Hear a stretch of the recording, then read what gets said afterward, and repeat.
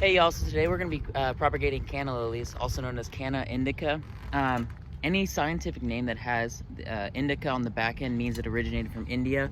Like Boss Indica is a breed of cattle, and that has origins from India.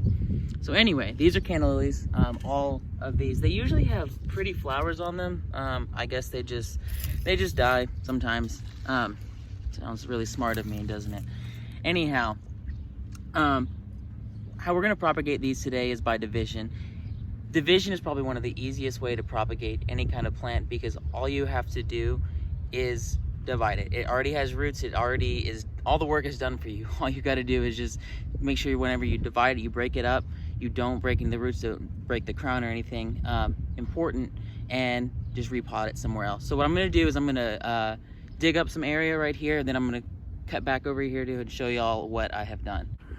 It's really important when you're doing this that you get your shovel kind of down deep, straight down deep, because if you start coming in at an angle, you have the possibility of damaging roots. So whenever you do this with a shovel, a hand shovel, you really want to kind of get down nice and deep in there.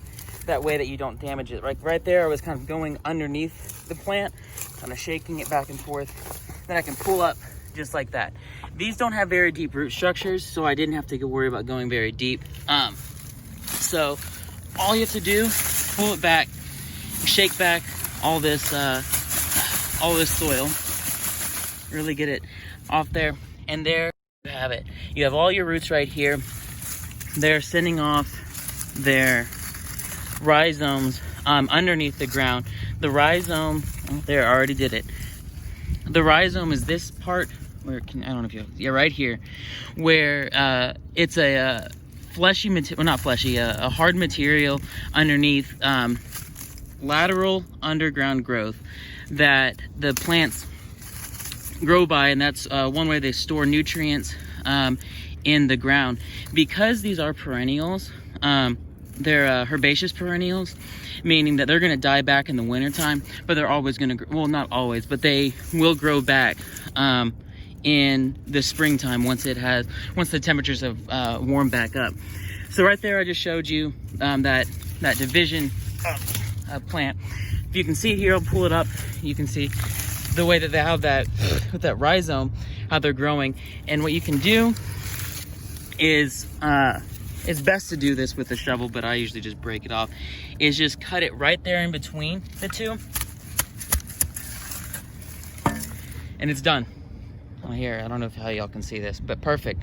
You already have your roots. This right here, this white part, is just new growth coming up. I mean, I'll just cut that off. I don't, it's not going to really benefit me. And there you have it.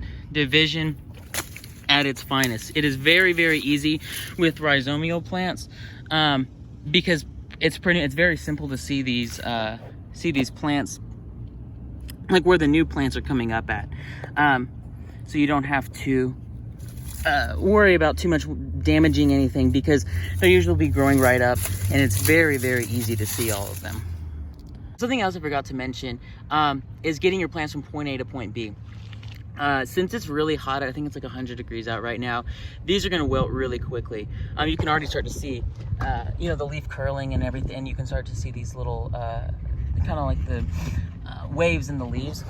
It means they're already needing water. I pulled them out of the soil. When it comes to plant propagation, any type of asexual propagation like this, time is very important. You're losing water because now the roots are already in the starting to get touching the air. They're out of the soil. There's going to be losing water through transpiration. So you have to move quickly. I'm just going to be heading across town, and I'm going to put these in the ground right away. So I'm not too worried about it. But if you're going to be waiting a little bit or something, putting them in some fresh potting soil or something like that would be best, kind of moist soil. These, honestly, I would probably stick in water, so just a little bit of water. If it was just, for not too long, like maybe a day or so, I wouldn't be too concerned about it. But it is in your favor to go and plant them right away. Go get them in wherever they're gonna be permanently. They don't really like, any kind of plant doesn't want to be really moved around a lot. So it'd be best just to go get it potted up right away. But if you can't do that, the best way is just to go and stick it in water or stick it into a temporary potting place. Dug up all of these divided them all up, and separated them. I went and I cleared off any kind of like dead leaf matter like this. It's not going to do you any good. So just take it all off, kind of clean it up. Any dead leaves, it's not going to hurt just to, you know, like this. I'll just leave that on there because it, you know, it doesn't really matter to me so much.